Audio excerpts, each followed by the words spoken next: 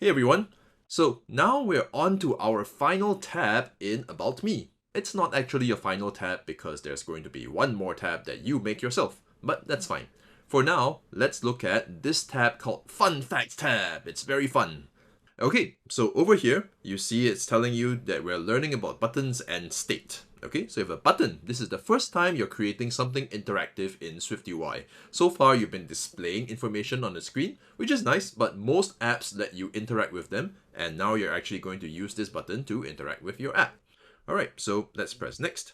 Okay, on the right hand side, by the way, if it's showing this tutorial like it is for me, just make sure you tap on this thing over here and it will bring up the proper preview for you. Okay, so let's keep going. Inside the VStack, you see a button.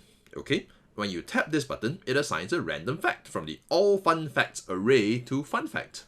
At this point, what is an array? Okay, we didn't actually cover arrays in Get Started with Code, but it's something that you can learn a bit more of yourself if you are interested. You just need to go download Learn to Code 2 and look up arrays. Okay, Learn to Code 2 has a whole bunch of fun little exercises that you can try out and you'll be able to learn about arrays from there. But for now, let's just try out this button. Just tap on Show Random Fact and it will give you a fun fact. Very fun, a creek. Very nice. Okay, so it says button show random fact. Fun fact equals all fun facts dot random element. Question mark, no fun. Okay, so let's keep going. Let's see how they explain this a little bit. All right, it says the fun fact variable is special because it uses a state property which automatically updates the text view below with a new value whenever the value of fun fact changes. Okay, let's keep going. And the text view shows the fun fact. Okay, so what's saying here is that there's this thing, it's a variable, it's called fun fact, and it's marked as a state variable. Okay, state variable doesn't mean that it's got to do with your government or anything. It just means that it's something that will change over the course of your app running.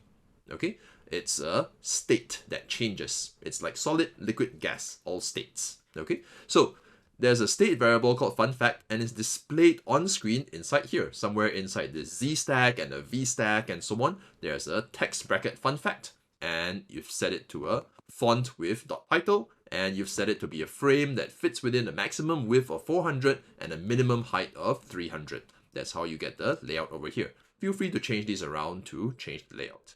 Okay, so let's press done.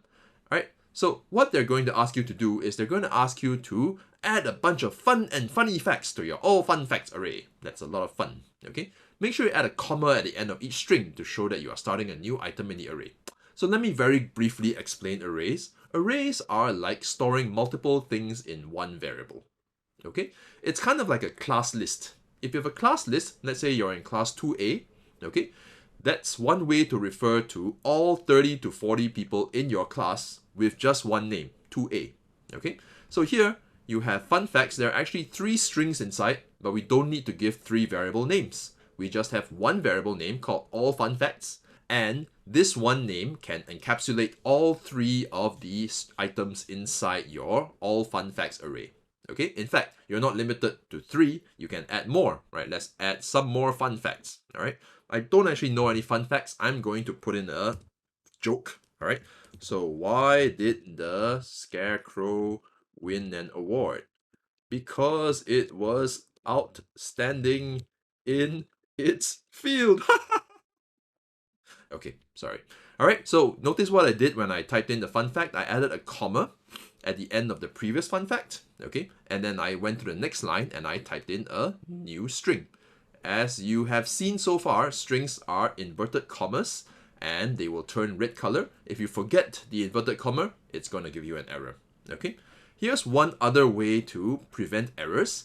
After you type every fun fact, you know what? It's perfectly fine to actually put a comma after that as well.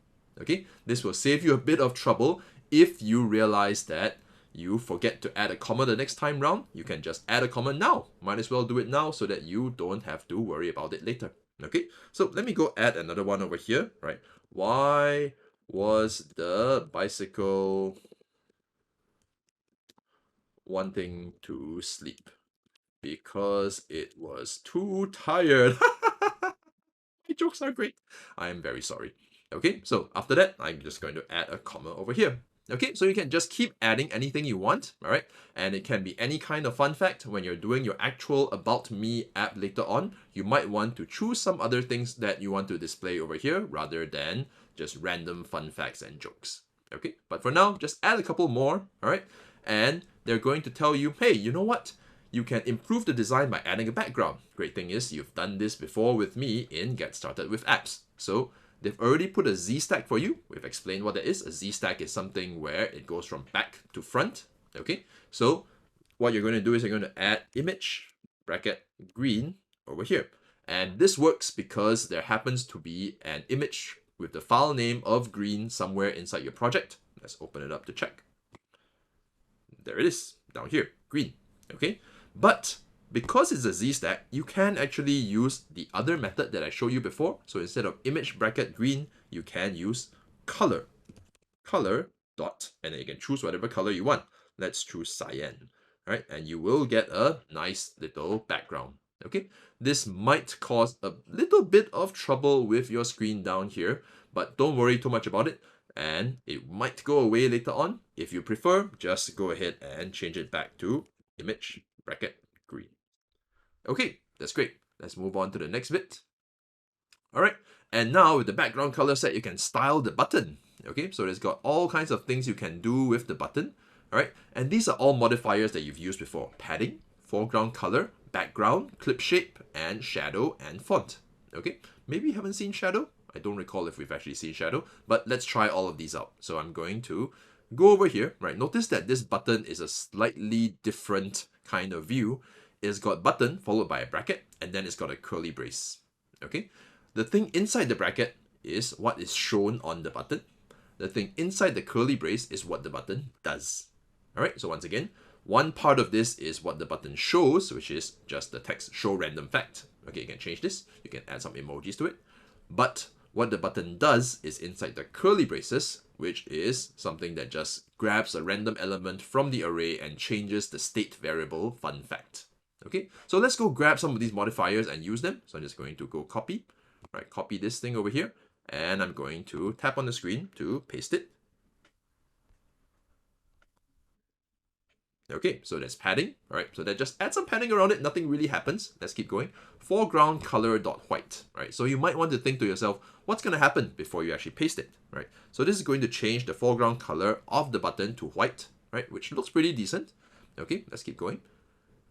Background dot blue. So you know that to change the background, you don't use background color, you use background, and then you use a dot with a color. So background dot blue. That looks a lot more like a button now. That's pretty nice. Okay. Clip shape, rounded rectangle, corner radius 15. Let's try that. Copy. Okay, let's paste it over here. Oh, that's pretty nice. Okay, you've added a clip shape of a corner radius 15 rounded rectangle. All right, there is a shortcut to this. If you remember what we did in Get Started with Apps, you can use another method. I'm gonna comment out this line. Okay, and I'm going to type in dot corner radius and 15. Okay, you can actually get rid of this thing that says anti-aliased true, right? You get the same result, all right? So there are multiple ways to do some of these things. Let's use the last one, shadow radius 15. Okay, so let's go down here. I'm just going to use Command V to paste. It's a bit easier. Okay, and there you go. You get a nice little shadow. It's a bit subtle. I'm not sure if you can see it in my screen recording, but it's pretty cool. Okay, so, oh, there's one more. Font title 2, sure. All right, let's paste that over here. And that just makes it a little bit bigger, right? Nice big button for you to press. Let's go press it lots of times. Press, press, press, press, press, press, press, press, press. You might realize that, hey, this doesn't look that great because some of the text is all the way flush to the edge. Do you know how to fix that? I hope you do. Just add a padding to the appropriate view. And feel free to style this however you like. That's it for this very short chapter. I'll see you in the next one.